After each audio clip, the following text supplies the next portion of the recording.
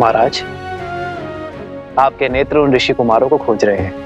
हाँ श्री राम, उनके मिथिला में आने का प्रमाण तो मिल ही चुका है।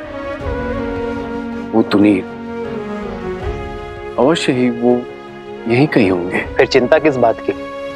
ऐसी प्रतिस्पर्धा कोई धनुर्धर नहीं छोड़ेगा। आप स्पर्धा का शुभारंभ कीजिए महाराज। वो बालक अवश्य भाग लेंगे। हम अवश्य भाग लेंगे कुश। प्रतियोगिता क्षेत्र में हमारे जाने पर रोक है, किंतु हमारे बाणों को तो नहीं। महाराज जनक ने प्रतिस्पर्धा के आरंभ का आदेश दे दिया है, तो पहली प्रतियोगिता है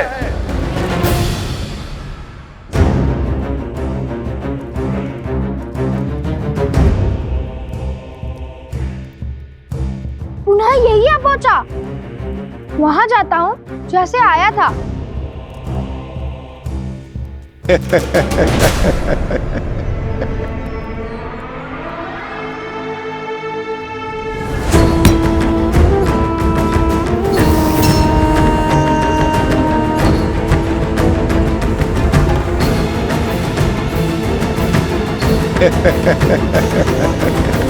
महाराज, इस पक्षी को नीचे लाने के लिए प्रतियोगी इस पर वार करेंगे, इसे मार देंगे। धर्म की रक्षा के लिए वध करना केवल देवताओं का कार्य है। आत्म सुरक्षा के लिए वध करना मनुष्य का कार्य है।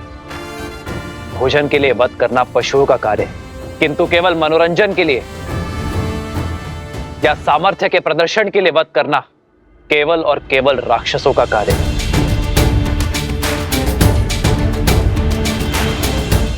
उचित कहा प्रभु, किंतु अब क्या किया जाए? इस पक्षी को बिना मारे भूमि पर लाना होगा। उसे आहत करना निषेध है। उचित कहा आपने श्री राम। मैं ये कैसे नहीं समझा। जिन ऋषि कुमारों की मुझे खोज है, वो इस प्रतियोगिता में जीव हत्या कदापि नहीं करेंगे। भ्राता कुशाध्वज,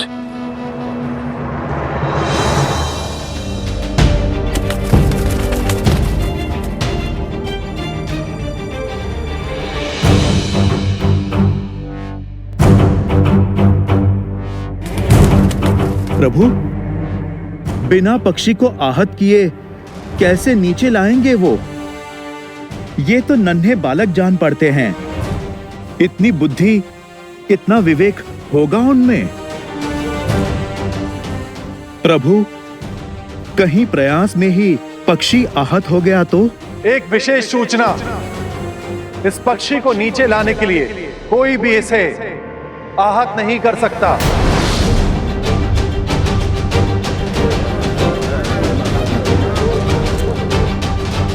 अरे बिना वार किए नीचे कैसे लाएंगे?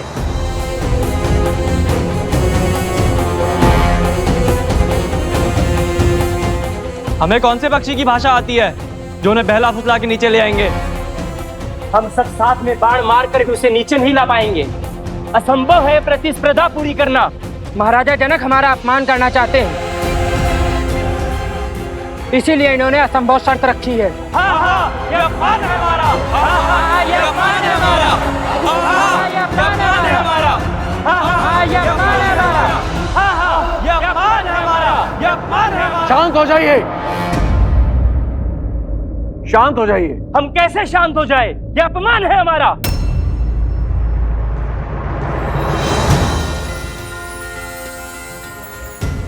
जय श्री राम। भैया वो देखिए, हनुमान जी, हनुमान जी। जय हनुमान, जय बजरंगबली। धन्य हो गए हम। पहले प्रभु श्री राम और अब हनुमान जी के भी दर्शन हो गए हमें। ऊपर माता सीता के दर्शन हो जाए। राम नाम से सागर में पत्थर तैर गए महाशय, और आप कहते हैं बिना मारे पक्षी को नीचे लाना असंभव है। प्रतियोगिता का नियम है तो उसे पूरा करने वाला भी होगा। अन्यथा हार मान के अपने ध्वज को लज्जित करके आप चले जाइए यहाँ से।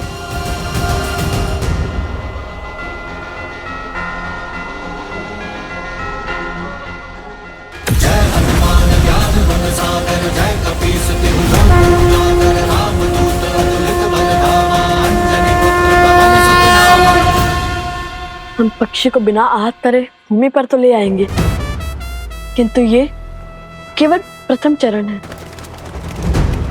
और हमारे इस कार्य से महाराज जनक को भी ज्ञात हो जाएगा कि हम प्रतियोगिता क्षेत्र में आ चुके हैं। हाँ, उनके जान जाने में कोई समस्या नहीं है। समस्या तो प्रतियोगिता में भाग लेने से पहले उनसे मिलने में है। नहीं कुश, अभी प्रतियोगिता के कई चरण शेष हैं। यदि प्रतियोगिता पूर्ण होने से पहले प्रभु या महाराज जनक ने हमें पकड़ लिया तो माता के आदेश का उल्लंघन होगा। उन्होंने प्रतियोगिता पूर्ण होने से पहले महाराज जनक से ना मिलने का आदेश दिया था। तुम दोनों वहां स्पर्धा में भाग लेने के लिए जा रहे हो तो बाकी प्रतियोगियों से भिन्न नहीं रहना, क्योंकि यदि उन्हें ज्ञात हुआ कि तुम दोनों मिथिला नरेश को जानते हो तो बातें बनेंगी। अर्थात हर बार प्रतियोगिता जीतकर हमें अपना स्थान बदलना होगा जब तक प्रतियोगिता पूर्ण ना हो जाए। चलो पहले ये चरण तो जीत ले।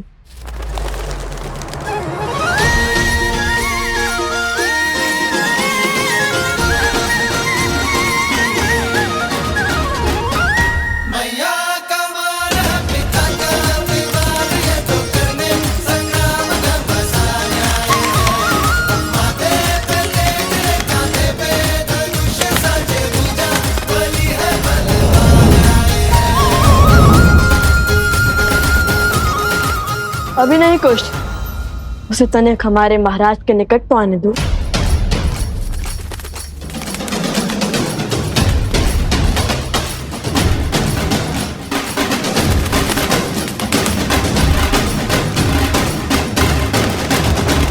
अब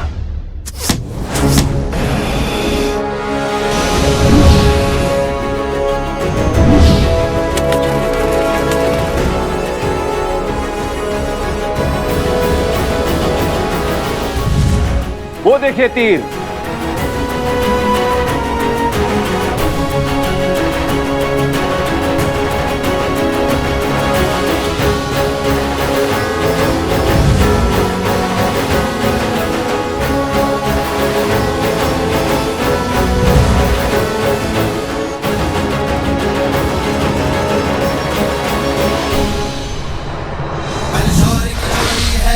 महावीर भी करते प्रणाम, जो करे प्रहार तो हिल जाए धरती पर्वत आसमान। बलशौरी की जोड़ी है लव कुश महावीर भी करते प्रणाम, जो करे प्रहार तो हिल जाए धरती पर्वत आसमान। धनुष उठावे प्रत्यंचा जब करे बाण संधान, तो इनमें दिखे सीता का धीरज बल जैसे श्री राम। जाके राम की मर्यादा सीता का बलिदान, इनमें भक्ति में छोटे को हनुमान आए। अद्भुत, वर्षों से ऐसी कला नहीं देखी मैंने। प्रभु, आपको प्रसन्न करने वाले ये धनुर्धर सामान्य नहीं हो सकते। ये अवश्य ही उन ऋषि कुमारों की लीला होगी। आर्य, सच कहते हैं आप। कुशध्वज, आप शीघ्र सैनिकों को उस ओर भेजिए।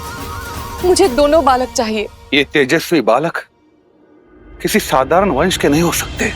मेरा भी अनुमान यही है गुरुदेव। उनकी प्रतिभा निकट से देखने की इच्छा मेरी भी हो रही है महाराज, पर वो दोनों बालक है का?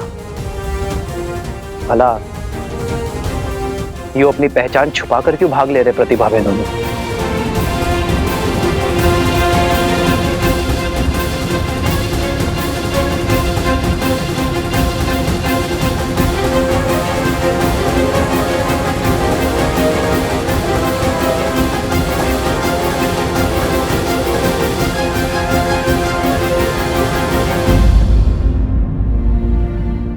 मुझे पूर्ण विश्वास है कि ये वही वीर बालक है, किंतु ये छुप चुप किस प्रथा में भाग क्यों ले रहे हैं? उन बालकों को खोजना चाहते हैं तो प्रतिस्पर्धा आगे बढ़ाइए महाराज। जिन्होंने पहले चरण में अपना शौर्य दिखाया है वो दूसरे चरण में भी अपनी उपस्थिति अवश्य दिखाएंगे। आनंद,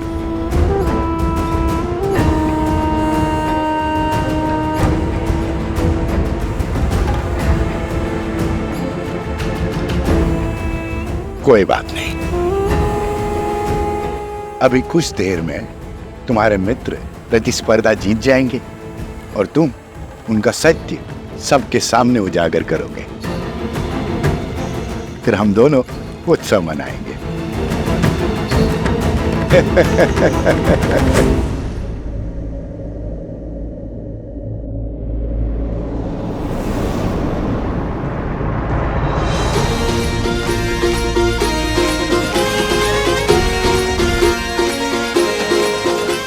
जाओ वहां, खोजो उन्हें।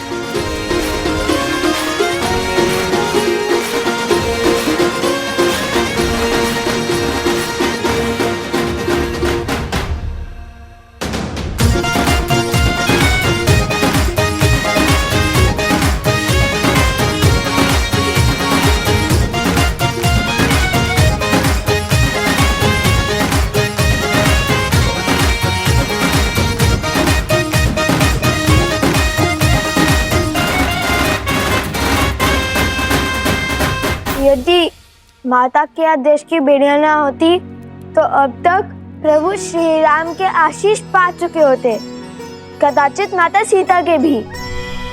माता ने प्रतियोगिता पूर्ण होने से पहले महाराज जनक के समक्ष न आने का आदेश इसलिए दिया था ताकि महाराज जनक को कोई पक्षपाती न समझे, और यदि ये आदेश ना हुआ होता तो प्रतियोगिता स्थल से इतनी दूर, इतनी बाधाएं पार कर स्पर्धा में भी ना जीते होते। उचित है। और वैसे भी प्रभु श्री राम का आशीष तो देर सवेर भी ले लेंगे हम।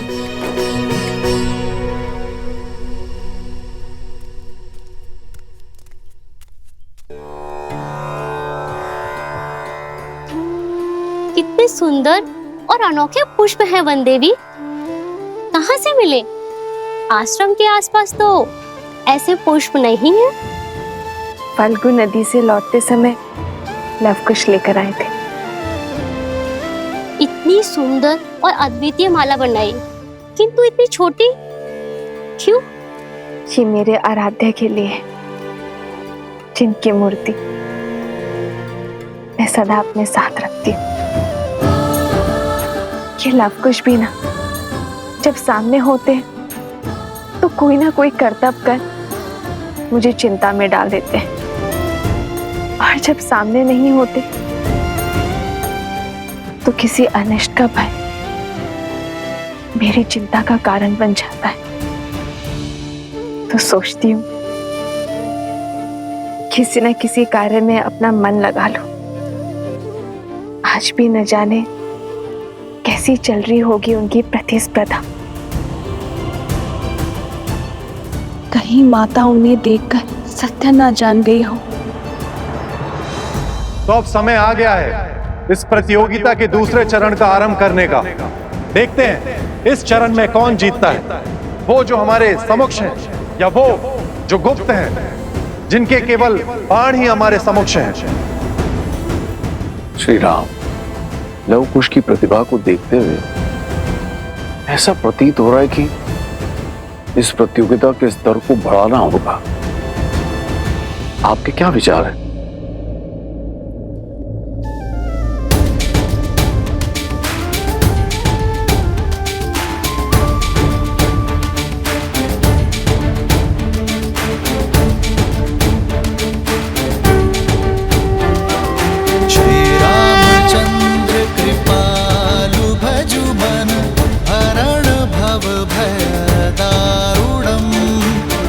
कंजलोचन कंजमुख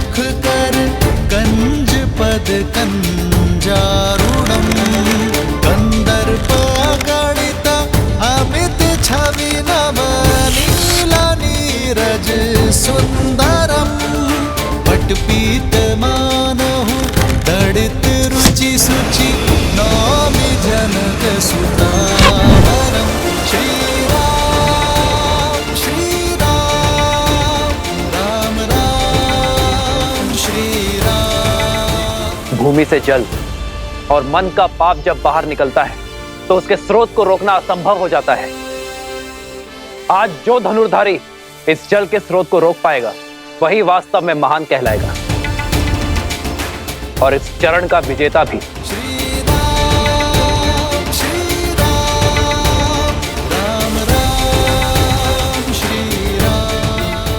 भूमि से निकले जल को रोकना कठिन होगा। अत्यंत कठिन कार्य है श्री राम। किसी भी भूमि से जल निकालना गुरु अपने शिष्य को अवश्य सिखाते हैं, किंतु धरा से निकलते जल को रोकना ये हर किसी के बस की बात नहीं है। वीरों को परख रहे हैं महाराज। परीक्षा इतनी सरल कैसे हो सकती है? देखते हैं उन ऋषि कुमारों ने विद्या सीखी है या नहीं।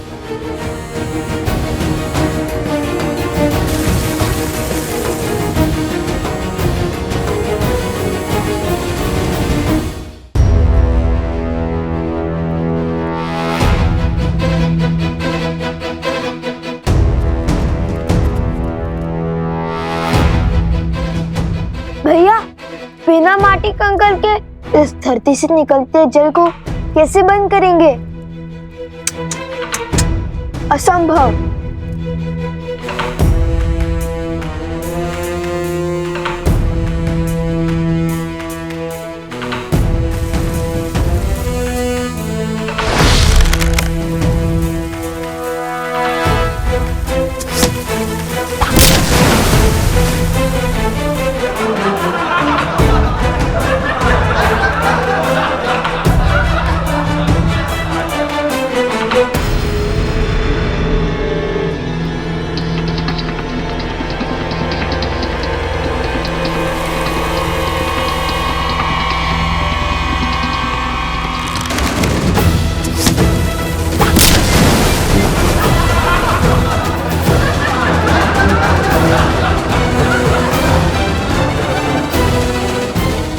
स्मरण है भगवान वाल्मीकि ने हमें क्या कहा था? ईश्वर कोई कठिनाई ऐसे ही नहीं देता, इसका हल संभव ना हो। अर्थात हमें समस्या पर नहीं, उनके शब्दों पर ध्यान देना चाहिए। श्री राम की दी हुई चुनौती को ठीक से समझना चाहिए। उनके मुख से निकले हर शब्द में ही संकट का हल होता है, किंतु सरल तो ये भी नहीं होगा, क्योंकि महान व्यक्ति और व्यक्तित्व के मुख से निकले शब्दों को समझने में कभी कभी पूरा जीवन निकल जाता है। अरे शीघ्र हल खोजिए भैया, जीवन भर यही थोड़ी ना छुपे बैठ सकते हैं। मन के गर्त से निकले पाप को रोकने के लिए क्या उपाय हो सकता है? ईश्वर की कृपा, और क्या।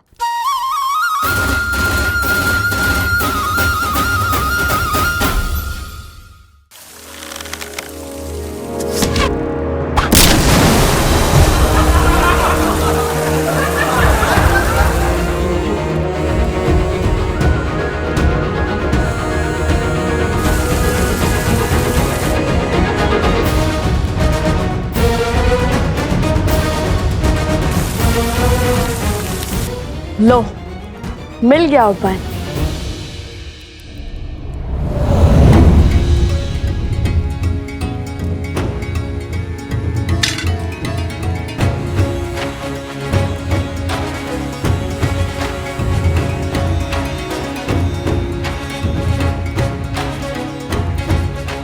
जल का प्रभाव नीचे से ऊपर है, तो उसे रोकने के लिए हमें उसका विपरीत अर्थात ऊपर से दबाव बनाना होगा। और श्री राम नाम के अतिरिक्त कौन है जो पाप के ज्वार और बहती जलधारा को रोक सके? अब इस जलधारा के मुख पर हमारे ईश्वर श्री राम नाम की मोहर लगेगी।